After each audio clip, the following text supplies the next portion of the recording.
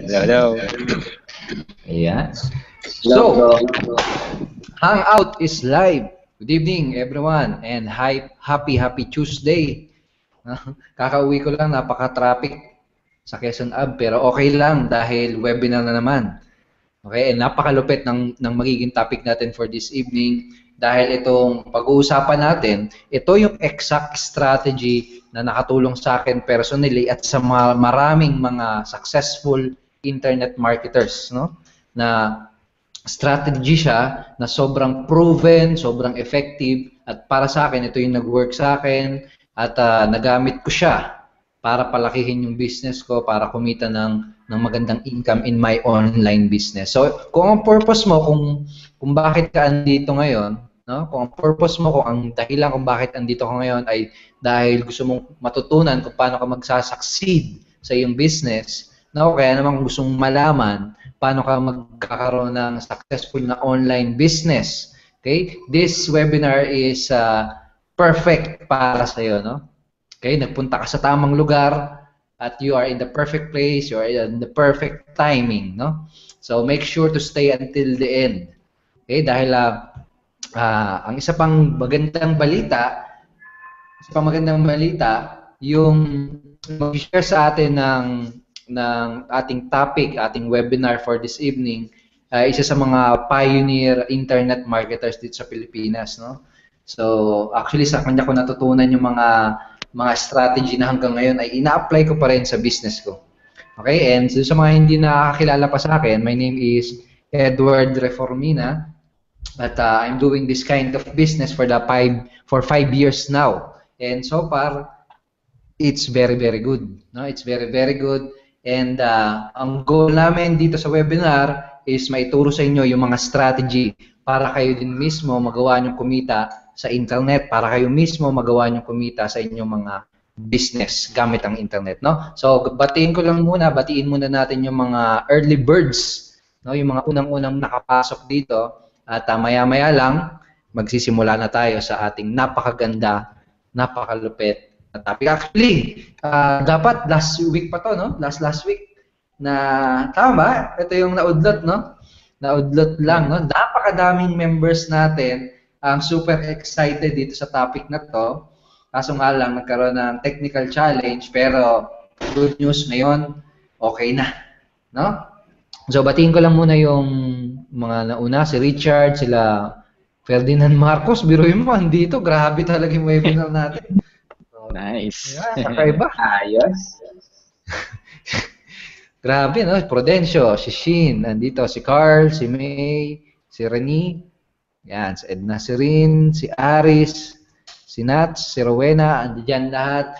No, good evening sa inyong lahat. I hope you are excited at I hope ready na kayong mag-absorb, no? Mag-absorb ng additional knowledge na makakatulong sa inyo in your business. Tanong ko lang, bago tayo magtuloy-tuloy, bago tayo magsimula, sino dito yung first time?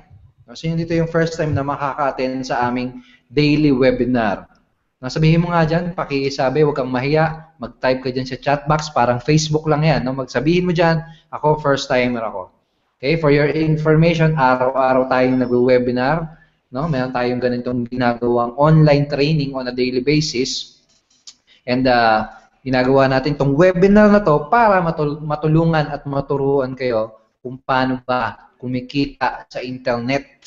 Okay? So, yan. Sabihin nyo dyan sa chat box kung first time ka, no? Sabihin mo dyan. Okay?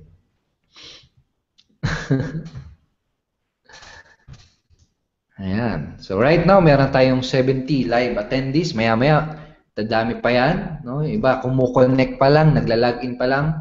And almost every day, no, meron tayong 100 up to 200 attendees dito sa ating online training. No? Doon mo makikita na napakadami talaga na gustong malaman kung paano ba kumita at maging successful sa internet. No? Kasi sarap naman talaga, di ba? Nagagawa mo kumikita sa internet, no? Nasa bahay ka lang. Okay? At yun yung pag-aaral natin. Okay, batiin ko lang yung andito sa kasama ko dito sa panel, no? Si Bro Raymond, syempre si Paulo, Good evening, bro. Yan, first timer, si friend. Yan. Ito si Wilhelmina Rondina. First timer din daw. Welcome, no? Wilhelmina. Yan. Sino pa first timer dyan? Si Arlene. Nako, first time. Nako. Masusurprise ka. May sasayaw dito mamaya. Yeah. So make sure to stay until the end, ha? Mag-stay kayo hanggang huli ng webinar na to. Sigurado hindi kayo magsisisi dahil sigurado marami kayong matututunan na tutulong sa inyo para kumita sa internet, maging successful sa inyong online business. So siguro, wag na natin patagalin yung pag-aantay at papakilala ko na sa inyo yung ating magiging coach and speaker. At itong tao na to, siguro magkakilala na kami for 4 years mahigit na. Okay, 4 years na kaming magkakilala. And nag-meet kami sa internet lang. No? Sa internet lang din kami nagkakilala. And nakakatawa nga kasi nung isang araw, bininyagan yung second baby ko, second baby namin. And isa siya sa mga naging ninong. No? Kumbaga, dati sa internet lang kami nagkakilala, no? Ngayon magkumpare na kami. And I'm very thankful dahil dito sa tao na to. Dito ko unang nalaman yung strategy at yung approach na ginagamit ko sa business ko na nakatulong, no, para magkaroon ng successful na business. For your information, our company, yung company na ginagawa natin ngayon, no, we were able to produce and makapag-produce ng 22 million pesos in sales for the past 24 months. And most of the strategy na ginawa namin at in-apply namin para ma-achieve yung resulta na yon is basically matatrack down mo mula dito sa person na to dahil nagkakilala kami, no? Dahil nagka-meet kami sa internet. Ano malulupit? No? Ang pinaka magandang balita is i-share niya din sa iyo kung ano yung mga shinare niya sa akin noon. No? Ituturo niya sa iyo mismo kung ano yung mga na i-share niya sa aking strategy noon nung wala pa akong kaalam-alam sa ganitong klase ng business, no? Yung time na nangangapa pa lang ako para magkaroon ng resulta, no? Kung feeling mo na parang overwhelmed ka o kung feeling mo parang naliligaw ka ng landas at hindi mo alam kung ano yung gagawin mo para maging successful sa business, this webinar is a very, very good news para sa'yo. So, hindi ko na patatagalin yung introduction. Pakilala ko na sa inyo si Coach JP Veneracion at i-welcome natin siya ng napaka-punong-puno ng excitement dito sa chat box. Gusto kong magwala kayo dyan, no? Sirain niyo yung keyboard, sabihin niyo welcome. Sige bro, JP. Palakpak! Bro, salamat. Isang bagsak! Boom! Guys, good evening. Thank you bro. So guys, good evening sa inyong lahat. Sino-sino dito ang mga ang may mga business? No? Sino-sino dito yung may business na gustong i-save ang business nila? Yung tipong medyo almost drowning ang mga business nyo ngayon. Sinong gustong matutunan paano i-save yan? Okay? So let me know guys. Ako po si Fred. Okay. Ngayon guys, marami. Ako po si Florida, si Marie, Rowena. Okay. Okay, I'm sure napaka-obvious ng sagot sa tanong ko. So I'm sure gusto natin 'yun, no. So I'm sure most of us also mga mga network marketers, no. I'm sure majority ng ng nasa webinar na to are networkers at excuse me, online marketers. Now, ano pa man ang ginagawa mo ngayon, whether networker ka, whether online marketer ka, affiliate marketer ka, dog trainer ka, physical fitness na trainer, ewan ko paano ba tawag doon. Kung ano man ang ginagawa mo, ano man ang market mo, ano bang industriya mo, basta may negosyo ka, meron kang pinopromote na product, service, or opportunity, no? isa lang ang I would say na pwedeng sumagip sa business mo, especially kung struggling ka, which is the internet.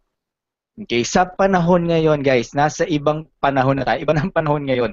You need to accept, you need to um, you need to realize na internet ang malaking tulong, no, na makukuha natin. I'm so thankful na may internet ngayon, guys. I'm so thankful. Kaya iba ang naibibigay ng internet ngayon. Now, ngayong may negosyo ka, ngayong alam mo, yun lang gawin muna natin. I-brainwash muna sarili natin na internet ang magandang gamitin to save our business. Ano pa man yan. Well, especially online marketers, obviously, kailangan mo ng internet. Especially network marketers, internet ang pwede makasave sa'yo. Okay? Now, eto ngayon. Ang title nito ng ano natin, sorry, excuse me, may ubo ako. Ang title ng webinar natin is Learn these 3 types of blog posts to help you build your audience so you can effectively influence them to join your business or buy your products. So, ang title niya is about blog posts. So, obviously, pag-uusapan natin about blog. Okay? At ano yung 3 klase ng blog post na pwede mong gamitin. Pero actually, huli natin pag-uusapan yun.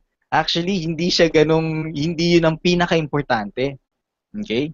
Yung 3 types of blog post na yun. Gusto ko lang makuha yung attention nyo dahil I'm sure most of you guys gustong mag-blog. No? Ano-ano itong mga to at para makakuha ng audience to effectively sell your offers. But ang gusto ko munang pag-usapan, gusto ko munang i-share sa inyo paano ba masasave ang business nyo? Paano ba masasave ang business nyo using the internet? Okay? Now, nung few years ago, meron akong napanood na interview ni Jonathan Budd. Okay? Isa tong malupit na network marketer. Isa tong malupit na online marketer. Now, ang sabi niya, ang network marketing or network marketers discovered the internet late already. Now, nung finally na-discover nila ang internet pala, okay gamitin sa network marketing business. But, nung ginagawa na nila, they hit it poorly. Anong ibig sabihin nun? Okay? They hit it poorly. Mali pa rin ang ginagawa nila. Kung ano yung principles, ano pa rin yung concept na ginagawa nila offline, ganun din, nilagay lang nila online. Ang ginagawa pa rin nila is join me, join me, join me. Ang post pa rin nila, join me, join me, join me, join me. Okay? So, ang key pala para gamitin ang internet ng tama to save your business, okay? Especially kung network marketer ka, ito ang konsepto. You need to generate, you need to build followers or audience before you influence them. Okay? Guys, yung narinig ko to, sobrang powerful. So, I suggest isulat nyo to. Para maging ma-save yung business nyo, okay? You need to build your audience or followers before you influence them. The problem is, tulad nga ng sabi ni ni Jonathan Budd, they hit it poorly, network marketers hit it poorly. Join me, join me, join me. Wag na magpahuli, may pioneering company na naman. Bukas lipat ulit tayo sa bagong pioneering. Tipong gano'n. So, ang ginagawa agad nila is they try to influence the people agad. Ang ginagawa nila, ini-influence agad nila nang hindi pa nila yon followers, nang hindi pa nila yon audience. So what you need to do is to build your audience first before you influence them. Now, para mas maintindihan nyo yan, gamitin natin yung ginagawa ng Itbulaga at ng mga iba pang mga noontime show. Sabihin na natin Itbulaga. Total, yun naman ang pinakasikat, pinakamatatag kumbaga. Anong ginagawa ng Itbulaga? Ginagawa nila, meron silang show, no, na entertainment, ine-entertain nila yung mga tao, kaya yung mga tao, pinapanood sila. Ini-entertain nila, no, meron silang comedy, meron silang mga pa-premyo games, pa-premyo, no, may kalye serye sila, yung tipo ganon. So, ang daming tao, no? Ang daming taong nanonood sa kanila. Yun ang audience nila, yun ang followers nila. Okay? But the thing is, hindi sila kikita just because pinanood mo sila, just because nagpatawa sila, just because nagano sila, nagkalye-serye sila. Paano sila kikita? They are influencing you through advertisement. Meron silang mga sponsor, meron silang mga kung ano ng mga company, mga products na nilalagay sa commercial, nilalagay sa mismong segment ng show nila to influence yung mga audience nila, yung mga followers nila na bilhin yung products na yon na pinopromote nila. Okay? Mas madaling makabenta, kunyari kape o sabon, usually sabon, detergent 'di ba? Mas madaling maibenta, mas lumaki yung sales nung detergent na yon kasi nag-advertise sila dun sa 8 Bulaga na napakadaming audience, na napakadaming followers. Tapos i-endorse pa ng Aldab, i-endorse pa nila Vic Soto, nila Jose. So, mas madaling convince, mas madaling i-influence yung tao na bilhin yun versus sa kung sinong artista, bagong artista, sabihin bilhin nyo to, most likely hindi nyo bibili yun kasi hindi nyo pa siya follower. Or I mean, hindi nyo pa siya fina-follow. Hindi nyo pa kayo audience, hindi pa kayo fan dun sa bagong artista na yun. Kaya ang kinukuwang mga nag-i-endorse ay yung mga maraming followers, yung maraming fan base. Di ba? So ngayon, paano mo ngayon paano mo i-apply sa business mo? Okay? Maging comedian ka rin. No, hindi, biro lang. What you can do is, yun nga, hindi tayo pwedeng, hindi naman ako comedian, kahit nagjo-joke ako, pero laging lang, trying hard lang. Pero, yun, pwede mong gawin yung konsepto na yun, even if hindi ka comedian. Sila, nasa entertainment sila. Kung kaya mo rin mag-entertain, good for you. But in our industry, kung hindi mo kaya maging comedian, kung hindi mo kaya mag-entertain, what you can do, no, is to provide value. Provide value na naman, gasgas na yan. Ano ba yan? So, yung pag-provide ng value, yan yung way to build your audience, to build your followers. You need to give something to the people para i-follow kanila.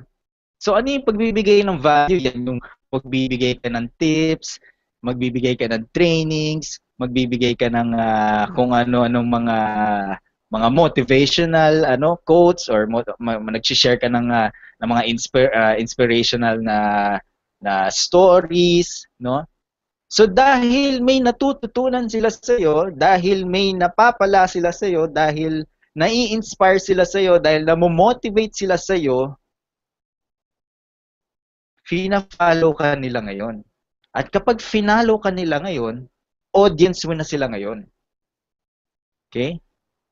So, yun yung konsepto na pwede mong gawin. At para mai-apply mo yan, no, hindi mo kailangan magtayo, hindi mo kailangan kalabanin ng Itbulaga. But what you can do is to create your blog. Okay?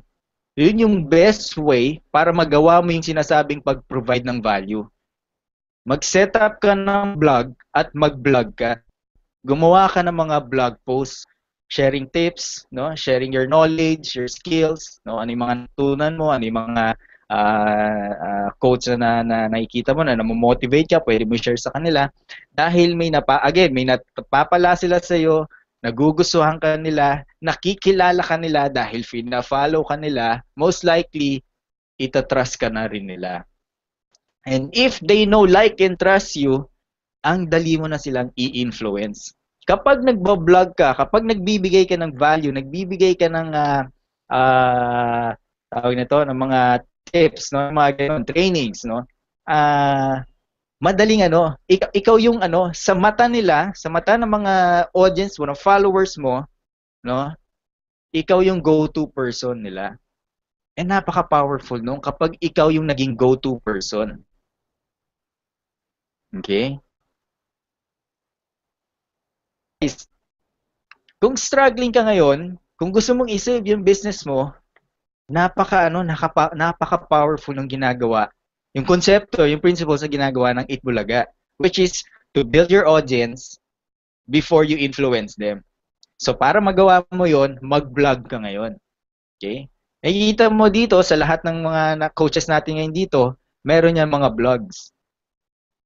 And lahat yan nakaka-generate ng sales. Bakit? Okay? Kasi followers nila yung mga yon. Nagpo-provide sila ng value consistently. Okay? So ikaw mismo, no? Kanino ka bibili? Doon sa taong hindi mo pa mapagkakatiwalaan, sa taong kilala mo na, okay? Dahil may napapala ka na dati pa, lagi kang may nakukuha sa kanya, 'di ba? Versus doon nga sa hindi mo kakilala, na pilit kang kinukulit, bili ka na sa akin, ang lupit nito, itong binibenta ko, join ka na dito sa opportunity namin, ang lupit ng company namin. Versus sa ganun, of course, mas pipiliin mo yung taong kilala mo na. Yung taong alam mong dami mo nang natutunan, so pag nag-join ka pa sa kanya, mas marami kang matututunan. So kapag ikaw yung naging ganun, ikaw yung actually go-to person. Okay? Actually, kanina lang may nag-message sa akin, ewan ko, nandito siya. Message na ako, matagal ko na siyang kilala, pero after, ewan ko, a year or 2 years, biglang nag-message. Sabi sa akin, kamusta sir? Kinamusta niya ako. Tapos, member ka ba ng ganito? Basta may sabi siyang company, XYZ company. Sabi ko, hindi. Bakit? Bakit mo natanong? Sabi niya, ay sayang. Gusto ko mag-join doon. Sa'yo na, kung doon ka nag-join, kung doon, yun ang pinopromote mo, ikaw sana gusto ko maging upline. Kasi hindi ka toxic, hindi ka tulad ng iba. Yun ang sabi niya sa akin. Okay? So, biro mo, hindi ako member doon, pero gusto niya ako yung maging upline niya sana doon. Okay? It is because, malamang is marami siyang nakuha doon sa mga blog post na binibigay ko. Doon sa mga value na sinishare ko. Okay? So, doing this, hindi na ikaw ang kailangan lumapit sa mga tao. At doing this, ang daming tao pa ang kusang lalapit sa'yo. Okay? Ang dami kong experience sa mga nag-join sa akin at tipong ang naging nila, deciding factor bakit sila mag-join sa akin. Kasi sabi nila, ang dami kong natutunan sa'yo, what more pa kaya pag nag-join pa ako sa'yo. It is because nagpo-provide muna ako ng value before I influence them. So ang ginagawa ng karamihang marketers, no, network marketers, online marketers, anong marketer man 'yan, ang ginagawa nila, gusto nila influence agad. Okay? Gusto nila maniwala agad yung mga tao sa kanila na napakaganda ng ino-offer nila. No doubt, guys, no doubt ano 'yan. No doubt na maganda yung company mo, matatag. Okay? Stable, no doubt na napaka-effective ng products mo. Nakabuhay ng patay. Okay yan, no doubt. No doubt din na malupit ang marketing plan or compensation plan mo. Okay?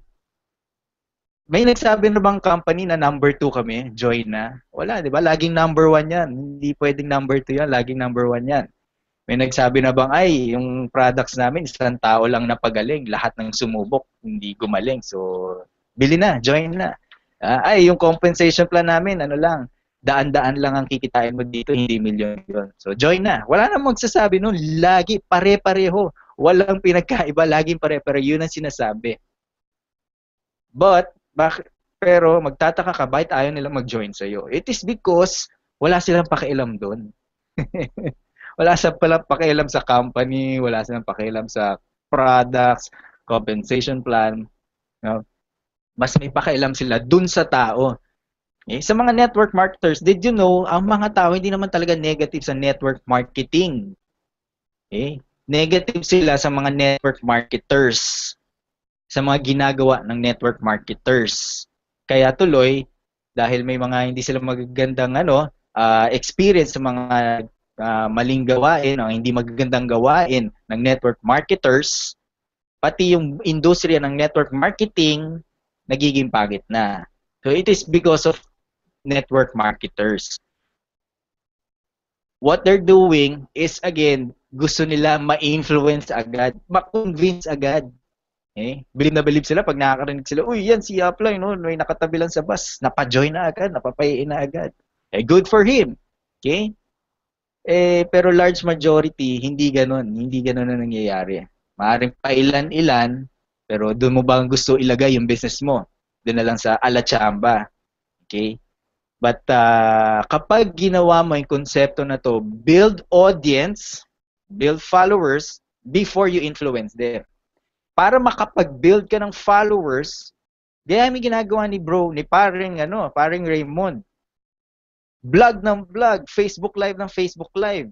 Okay? Para lang katulad nung huling yung binyag nung anak ni paring Edward. Pag-uwi ko, pag-check ko ng Facebook ko, naka-Facebook Live na agad si paring Raymond. Nagulat ako. Ang lupit, di ba? So, ang dami niya ngayong followers. Ang dami niyang audience. Tapos sila pa kusang nagtatanong, sila pa kusang nag-decide na bumili or mag-join kay paring Raymond. So, hindi na nga niya ini-influence eh. Kusa na, nai-influensyahan. Okay? So guys, ito ang pwedeng mag-save sa inyo. Ito ang nag-save sa akin, nag-save sa amin to, sa mga coaches na nandito. They are building their audience, their followers, sa kanila influence. Okay? Yun ang konseptong dapat mong maintindihan. At pinaka-effective para i-apply mo yun is through blogging. Okay? Through blogging. Okay?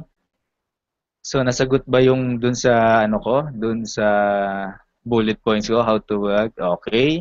Generate. Okay. So, sabi ko dito, how to generate prospects that know, like, and trust you so you can easily sell your offer. So, basically, kapag nagba-blogs ka, marami makakaalam yan. Okay? Sa umpisa, konti pa lang.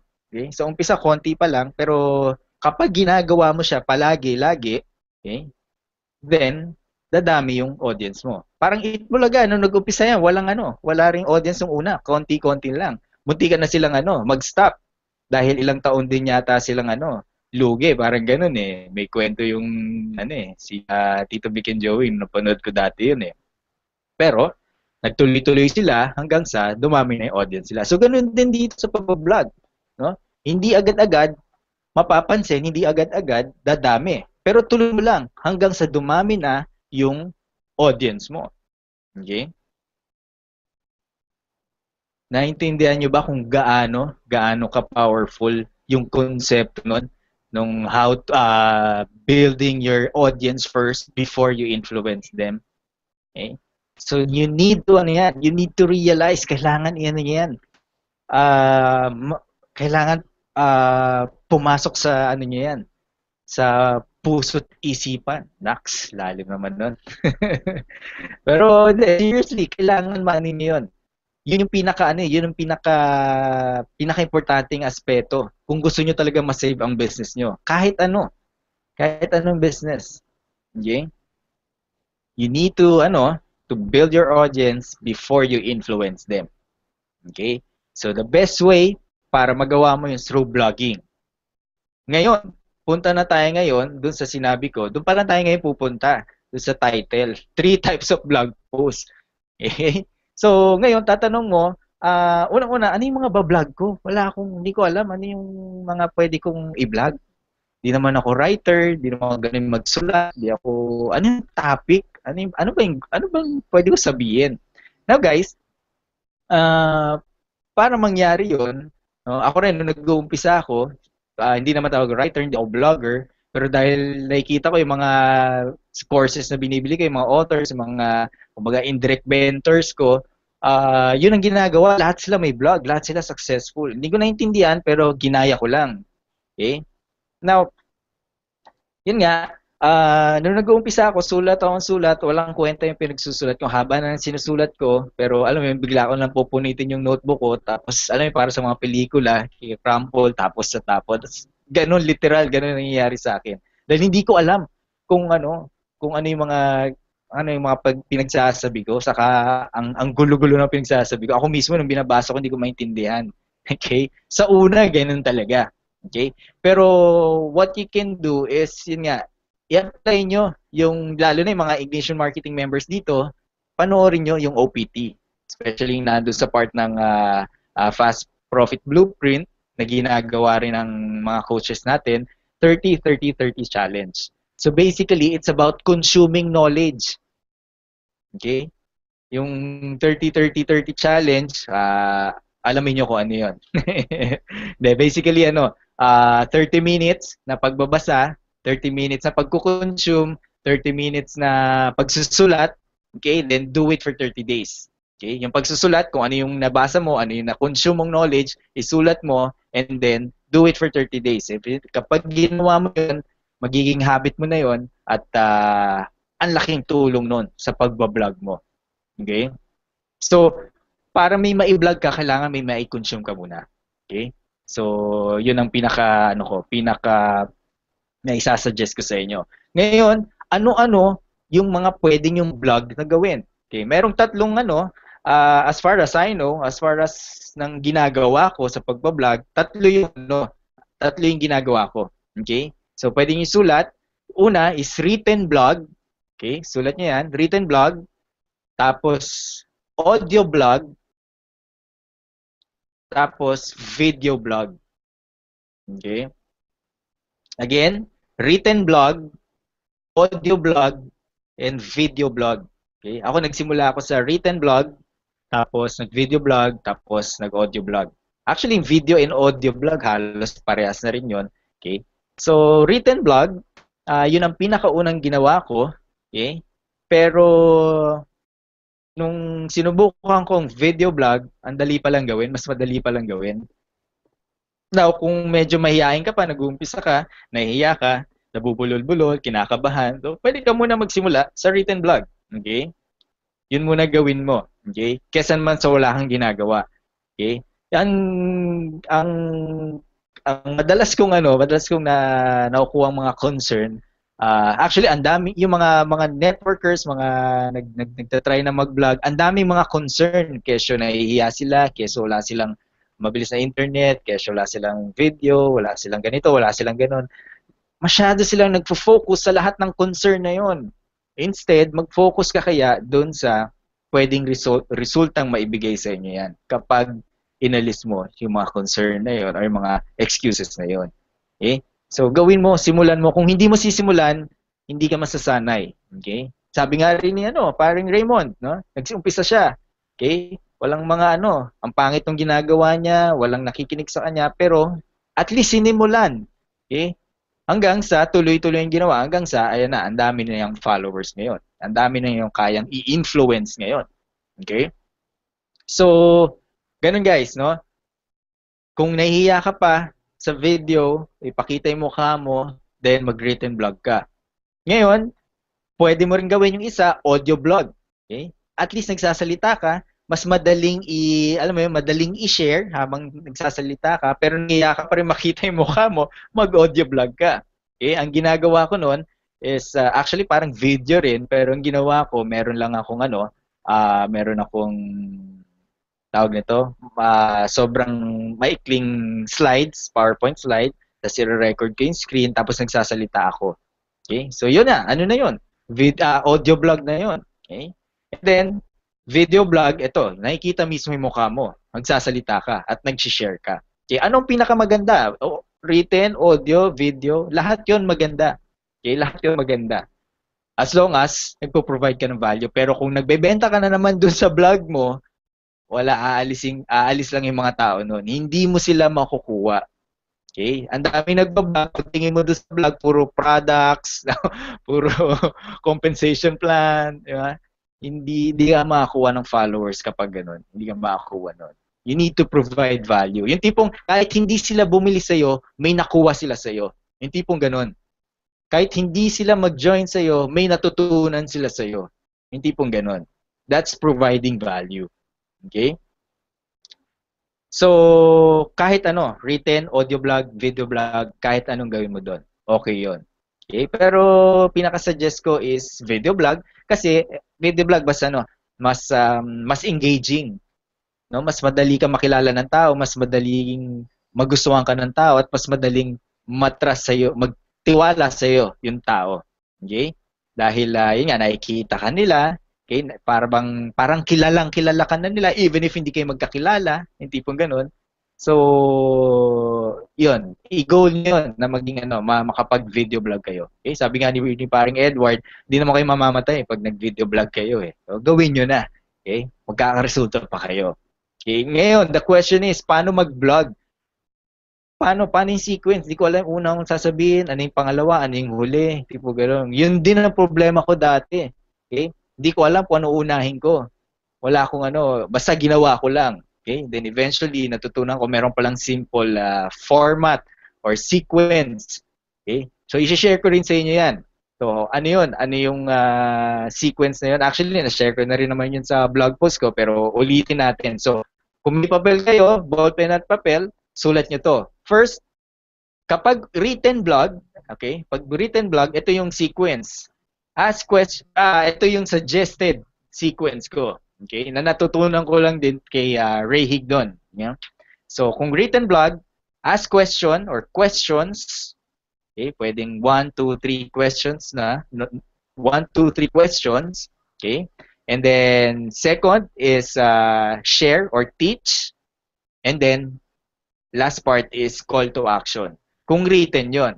Ngayon, kung video or audio blog, apat siya. Okay? Madadagdagan ng isa. So, umpisa, intro, tapos ask questions, teach or share, and then call to action. Okay? So, punta tayo doon na lang sa video audio blog na sequence. So, ano yung intro? So, basically, ganun lang. Hi, my name is Juan de la Cruz. Isa po akong online marketer. So, welcome back to my blog. Mga tipong ganun. Actually, yun lang eh. Hi, sabi mo lang yung name mo at kung anong ginagawa mo. Kahit yun lang, okay na. Huwag masyadong mahaba. Okay? They don't care about you. Ang gusto nila yung ibibigay mo, i-share mo. Okay? Once na marami na sila nakukuha sa'yo, that's the time they care about you. Okay? So, again, magpakilala ka. Hi, my name is Juan de la Cruz at isa po akong online marketer. And may tanong lang po ako sa inyo. Ayan, pupunta ka na dun sa Ask Questions. Nahihirapan ka ba sa business mo? Gusto mo bang matutunan kung paano ka kikita na malaki dyan sa business ginagawa mo? Mga tipong ganun. At tipong nalolongkot ka ba? Gusto mo bang nakakausap? Hindi, biro lang ho.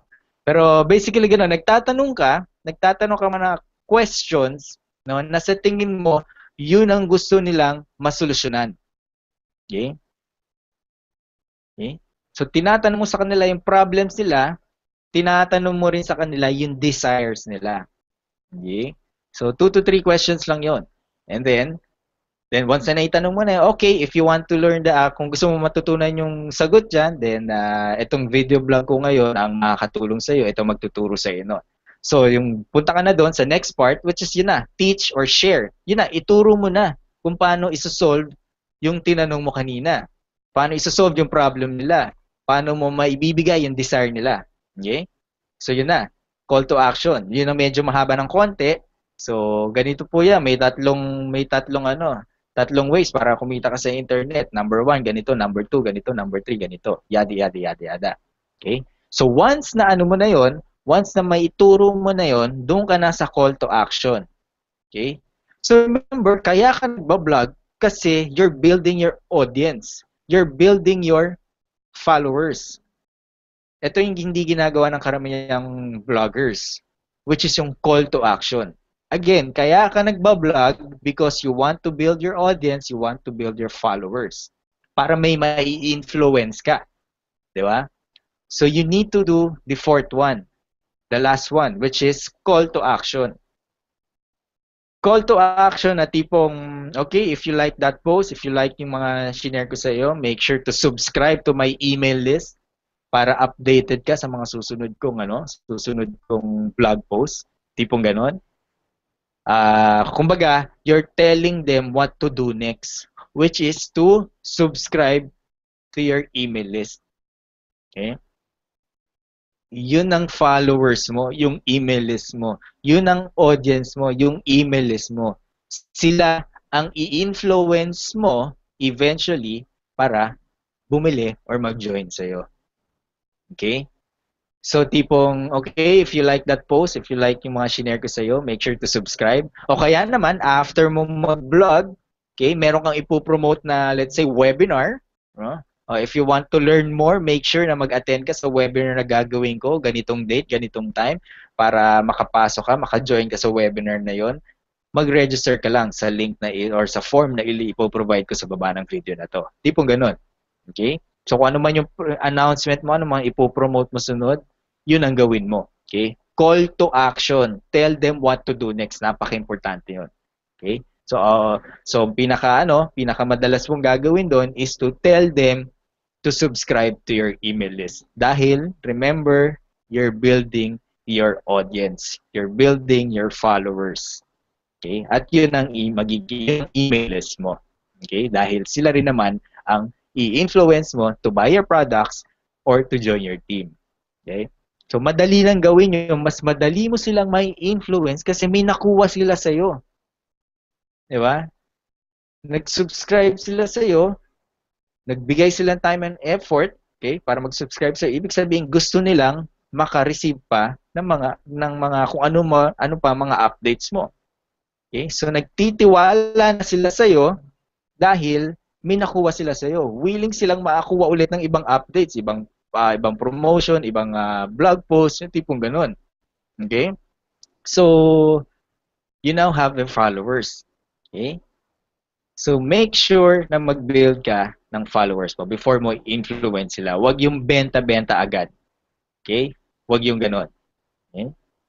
So, ngayon guys, ngayong may natutunan kayo sa akin, pwede na ba ako mag-influence? Pwede ko na ba ibenta yung yung products ko dito? Dali kunin ko lang. Biro lang, no? But yeah, etong kita mo, itong webinar na ginagawa ng Ignition Marketing, no? Ginagawa namin 'to whether mag-join kayo sa Ignition Marketing o hindi. What we're doing is we're providing value. Okay? Whether you join us or not. Pero dahil we're providing value, ang dami tuloy naming audience. Ang dami tuloy nagfo-follow sa Ignition Marketing. Nakikita nilang Ignition Marketing as value provider versus nakakainis na networkers na MLM company. Walang ginawa kundi mangulit lang, mangidnap lang, tipong ganon. Okay? That's why yung mga nagjo-join tuloy sa sa Ignition Marketing ay hindi napilitan, hindi nakulitan, no? Majority of them kusang nag-join. Okay? Kasi hindi pa sila nagjo-join, ang dami nilang natututunan. What more pa kaya pag nag-join sila? What more pa kaya pag binili nila yung online prosperity training na produktong ino-offer ng Ignition Marketing. Okay? So, yun mismo. Kung ano yung tinuro namin, okay, ano yung tinuturo namin, yun din yung ginagawa namin. Okay? So, nakikita nyo ba kung gaano ka-powerful? Okay? So, yan guys. So, whether you join us or not, we're still here to provide value. We're still here to build our audience, to build our followers so we can easily influence them. Okay? So, but still, whether ma-convince namin kayo mag-join or not, it doesn't matter. Okay? Magagamit nyo pa rin yung mga tinuro namin. Magagamit nyo pa rin dyan sa ginagawa nyong business. Meron pa rin kayong mapapala. Okay? And doon pa lang, happy na kami doon. Kung mag-decide pa kayo mag-join sa amin, be good. Mas happier. Tipong ganon. So, yun. Ganun lang, guys. So, maraming salamat. Maraming salamat. So, I hope, may natutunan kayo doon. Okay? Ayos. Thank you, brother JB. Napaka-valuable at napaka-lupit ng pinag-usapan natin topic, no? So, siguro okay lang ba na marami kasi mga questions dito yung mga attendees natin and mukhang very, very excited sila na i-implement yung ating tinuro sa kanila. So, okay lang ba bigyan natin sila ng around 5 minutes para magtanong ng mga questions. So, for example, ito kanina may tanong dito yung si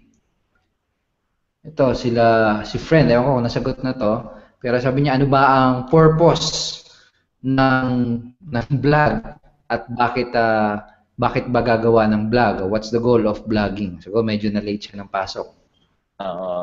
Yun yung actually diniscuss ko kanina, but ang purpose nun is to build your audience, to build your followers before you influence them. Kasi ang ginagawa ng mga marketers is ini-influence agad nila yung mga tao na mag-join na, bumili na, wag na magpahuli, yung tipong gano'n. Nang hindi pa nagkakaroon ng connection, di ka pa nakikilala. Okay? So tulad ng diniscuss ko kanina, ginagawa ng 8 Bulaga, ng mga noontime show, ng mga shows, mga TV shows. Nagbi-build sila ng audience, nagpo-provide sila ng show, para makakuha ng audience, then sa kanila influence sa mga advertising. So, ganun din concept sa pagbablog. Okay? You build your audience, your followers, bago mo ma-influence sila mag-join sa'yo or bumili sa'yo. So, through vlogging, instead na mag-entertain ka nga, instead na maging comedian ka, ginagawa ng mga sa 8 Bulaga, what you can do is to provide value.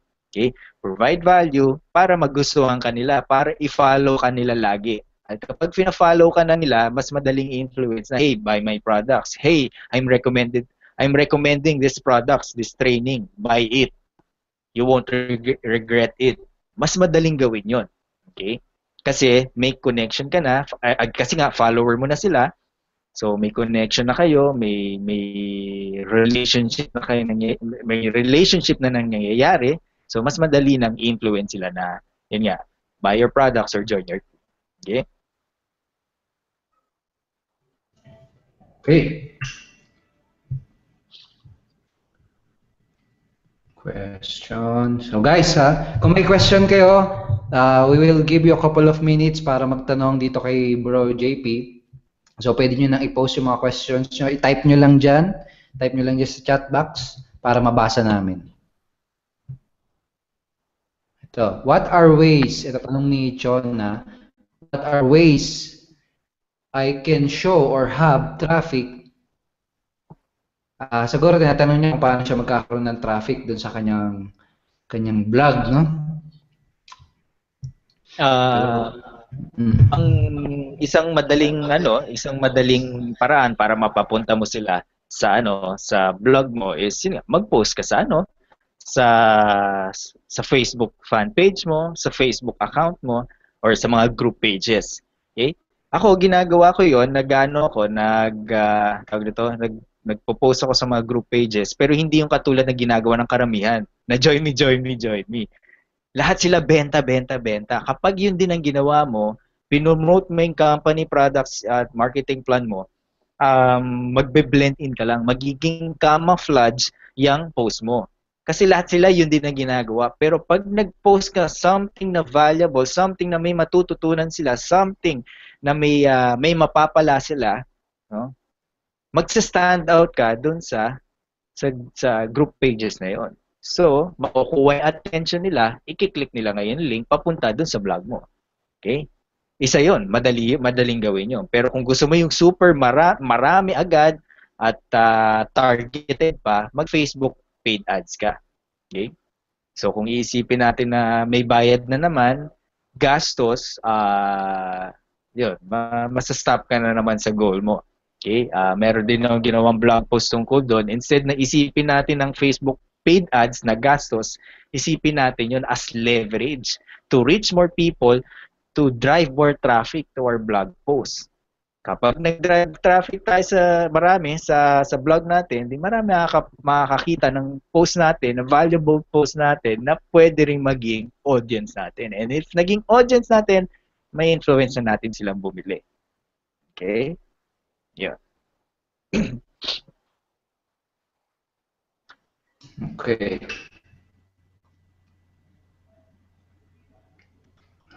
Contributing.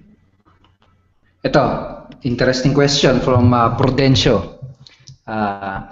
Coach JP, ano daw ang mas effective, Filipino, English, or Taglish, considering your target audience use keywords in Google or FB? Ayun, magandang question yan, no? Ang sagot dyan is, depende sa target audience mo. Okay? Kung ang target audience mo is, or target market mo ay mga Pilipino, so pwedeng Pilipino or Taglish. Okay? Pwede kahit ano, Filipino, English, or I mean Tagalog, Filipino, English. Kung Filipino, Pinoy ang target mo. Pero kung foreigners, international ang target mo, then English ang gawin mo. Obviously, hindi ka maintindihan sa Tagalog. Okay? So, yun. Ako, ang target ko is Pinoy pa lang, kaya Tagalog or Taglish ang ginagawa ko. Hindi rin naman kasi ako marunong talaga ng pure English eh.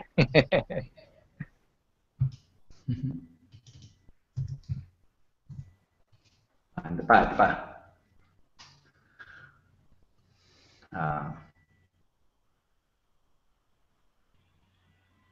How to create quality content. Grabe. How to create quality content. Ayan. Actually, ano to eh. Magsisimula. Actually, halos yung mga ganyang klase ng tanong, talagang babalik at babalik kung alam mo yung target audience mo. There's no such thing as quality content sa maling taong nagbabasa. Okay? Kahit anong ganda ng piniprovide mong content, kung let's say, nagbibigay ka ng training, ang very valuable, powerful, effective tips kung paano mag-recruit ng downlines. Pero kung nakakabasa ay isang negative sa networking sa MLM, hindi quality content yun. Okay? So the only way para maging quality ang content mo is ang makabasa is yung target market mo. Okay? So very important na alam mo yung target market mo. Dahil sila ang magsasabi na quality yung content mo. Okay? Iyon ang ano ko. In my opinion, ganun yan. And how to create quality content, mag-consume ng mga valuable knowledge din for your target market.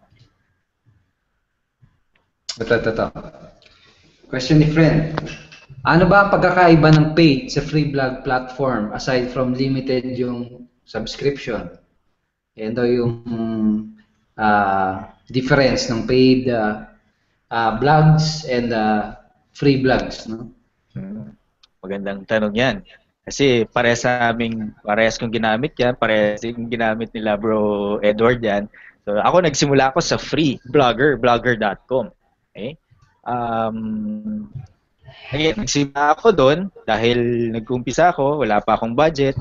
So doon ako nagsimulang gumawa, and then nung nasanay na, nung medyo kumita na, nagkaroon na ng budget, saka ako ngayon nagpunta sa WordPress na may bayad. Actually, libre yung WordPress kaso ang may bayad yung hosting saka yung domain name. Okay? So, ngayon, anong pinagkaiba nun? Definitely, mas maganda kasi sa WordPress. Mas madaling gamitin at maraming exhibition kang magagawa.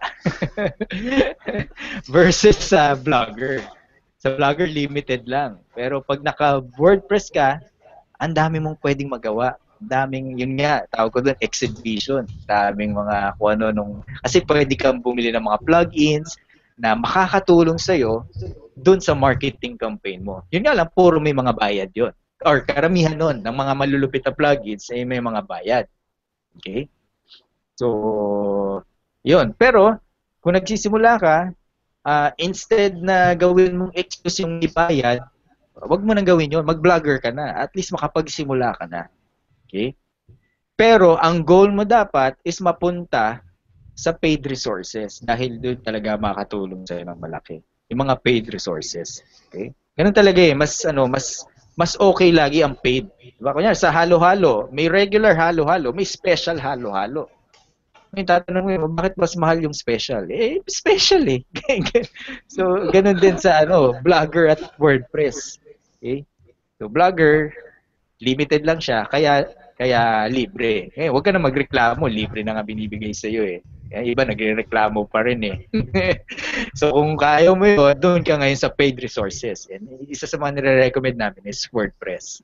Okay, then eventually may i-recommend din kami ng napakalupit, grabe. Tsaka add ko lang, no. Kung nasa business ka at hindi mo kayang mag-shell out ng maliit na amount for your tools, no?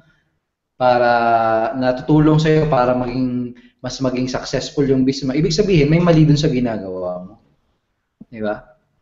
So tama yung sinabi ni Coach JP na kailangan ang goal mo is kumita unang-una sa business mo and then eventually makapag-avail ka na ng mga mas mga makakatulong sa iyo na tools. For example, ngayon mga paid platforms, no? Mga plugins, mga paid blogs, etc. Okay? Ito. Siguro last two question.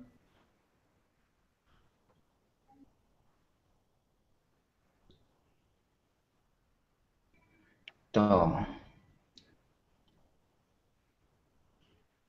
Medyo hindi na siya related. Ito. Interesting question from Oriel. Ang tanong niya, need ba coach na for every niche, one blog each? Or pwede i-combine in one blog? Kasi madami yata siyang niches na pinapenetrate. Ako, suggestion ko, lalo na kung nag-uumpisa ka, lalo na hindi ka pa kilala, hindi pa ganun kadami yung audience or followers mo. I suggest magka-separate para hindi malito, no? Para remember, very important kasi yung tina-target mo talaga yung audience mo. Okay? So, I suggest iba-iba. Pero maaaring dumating yung time. Actually, ito, tulad ni paring Edward, kahit ano na i-promote yan marami ng marami ng audience yan Pwede na yon, di ba? But still, mas maganda pa rin kung i-separate mo sila. Okay? Yan, tama. So, last question. Ito.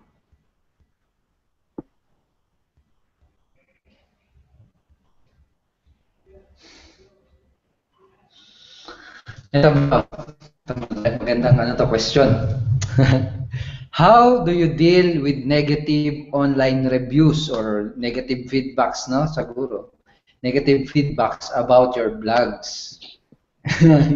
Okay, magandang magandang question yan. Ang sagot ko dyan, I don't deal with it. Vlog ko yun Ako may-ari nun. Pakialam ko sa kanila. I-delete ko lang sila. 'Di ba? Hindi ko yan pinapansin. Okay? Pag-aari ko yung vlog na yun. Kung ayaw nila, chupi sila sa akin. Hindi na ako nagbibigay ng time and effort to deal with those negative people. Okay? Kung ayaw nila, hindi ko pinapansin. Pero hindi na ako nakikipag-away, hindi na rin ako nakikipag-debate.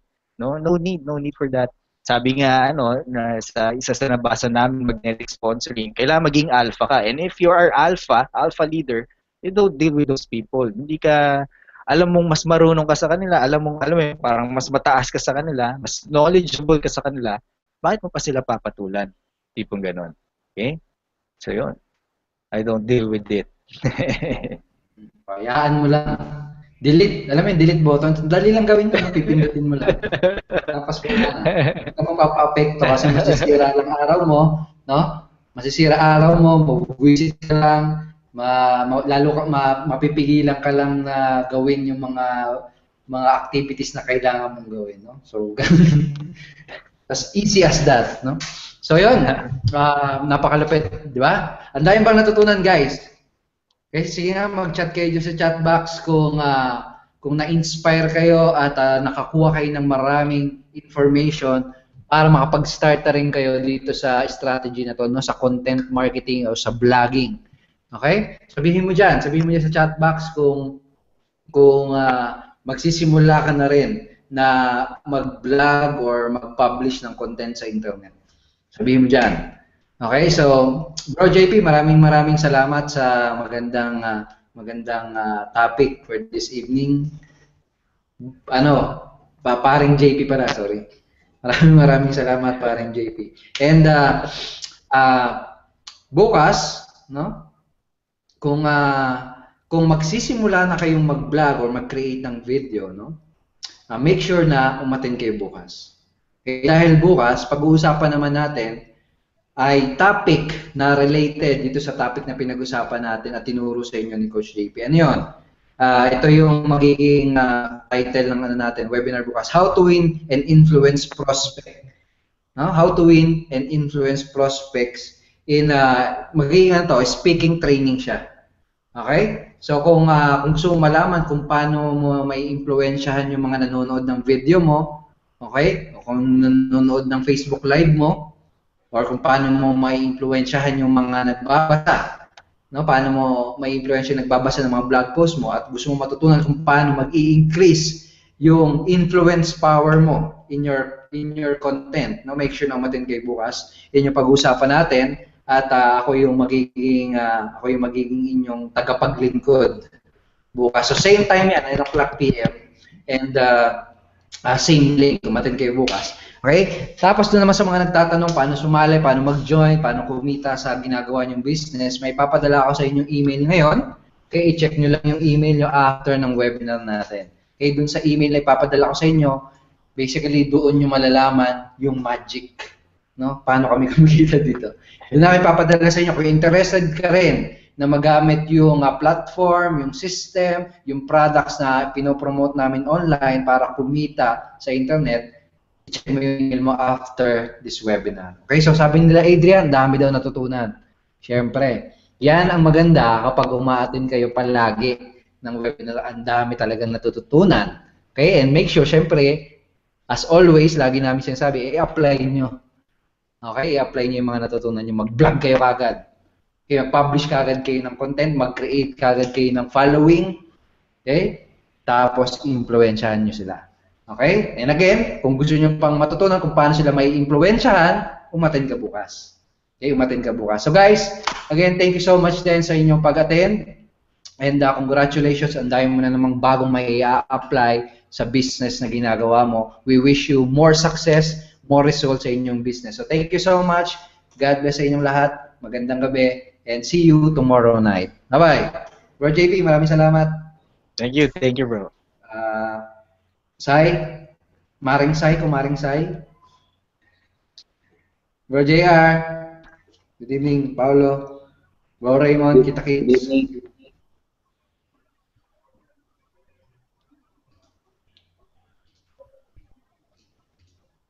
Patugtog muna tayo sa akin.